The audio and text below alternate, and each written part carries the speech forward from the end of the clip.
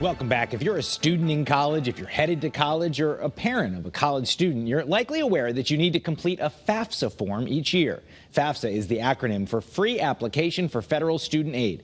For the first time in decades, the FAFSA form has changed, and with that change comes some hiccups. Last week, I spoke with Betsy Morgan, the founder and CEO of a Madison-based business called College Matters that helps high school, undergrad, and grad students work through the process. I asked her about the changes and the panic they're causing some families. Take a look. What happened was the FAFSA Simplification Act of 2020 mandated that the new FAFSA was put into play by the 31st of December. And so the launch did happen, but it has been a little bit rough. The Education Department they're calling it a soft launch, meaning that's what's happening is that as the Education Department is running into trouble with volume, just the site crashing or even just functionality not working exactly as it's supposed to, they're taking it down, they're making modifications, they're troubleshooting, and then they're launching it, putting it back up again. So understandably, families are really frustrated when they can't get it completed. Yeah, I saw people commenting that they were, logging on in the middle of the night trying to find a time when it was up and running. Right. This is an important thing because, it's been a long time since I was in college, but I know this is the governing document for how much financial aid you're going to get. So everything, you need to do this if you're going to go to college and not just write a check. Exactly. So what does this mean for parents? If you have someone who's a senior in high school right now thinking about being a freshman, what is this timing? It must be a real mess. Well, the first thing I say is do take a deep breath. The college financial aid offices are well aware of this delay and what it's going to mean to them also in terms of processing financial aid offers. So they know what's going on, and they are going to have grace, I think, in terms of deadlines and things like that. So it's going to be rough, but I think that they will get there. It's just going to be a much more condensed timeline for these colleges. And normally the FAFSA opens in October. But now we're 2 months down the road, so these poor financial aid offices too are going to have to really hustle to get award letters out in a timely manner. And your business deals with all sorts of things with people going to college, how to find the right school, get it, like all sorts of different things, not just financial aid. But that's such a big piece of it, especially if you're looking at schools with very different price tags.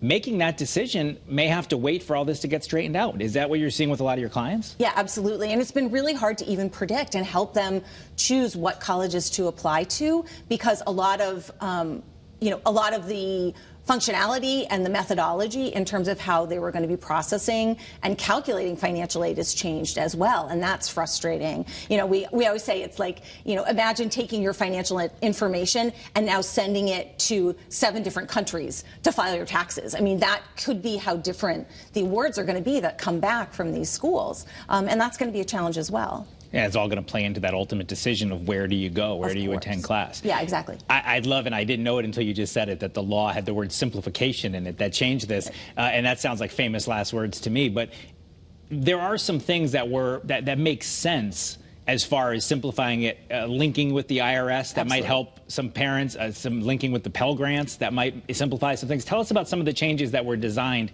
to do the simplification. Yeah, exactly. So, the first thing is the form hasn't been changed in 50 years.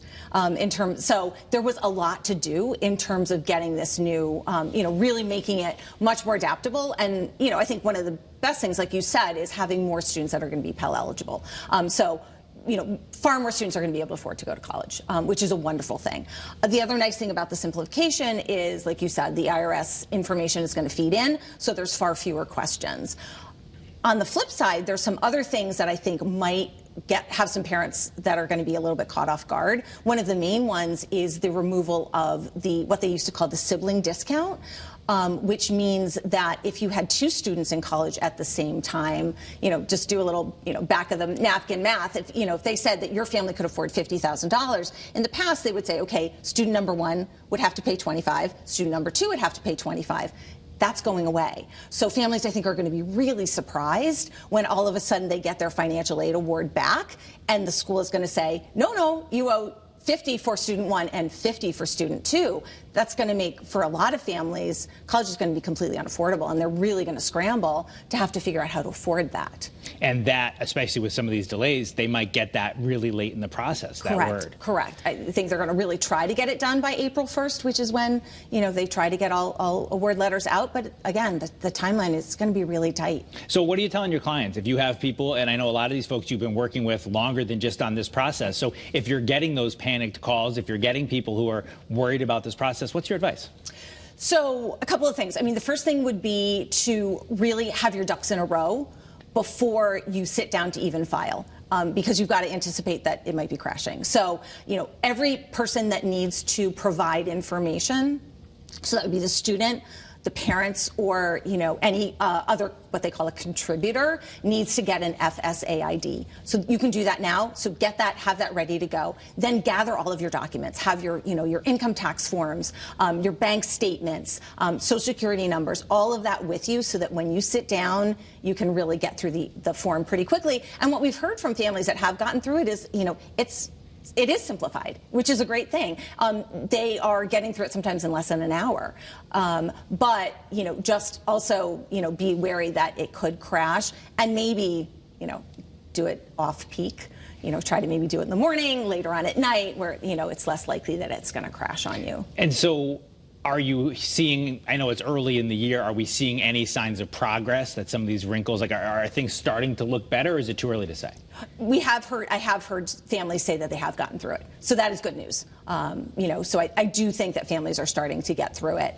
And, we'll see as it rolls out. I do think they are really actively trying to work on the bugs and make sure that, that families can complete it as quickly as possible. We only got about 30 seconds left. I know you're local. You came up to be nice enough to talk about this. Tell us about your business real quick. Who can you help?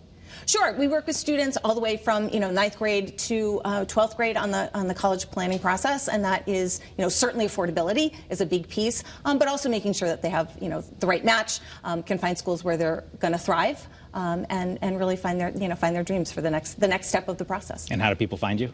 On the web, we're college-matters.com.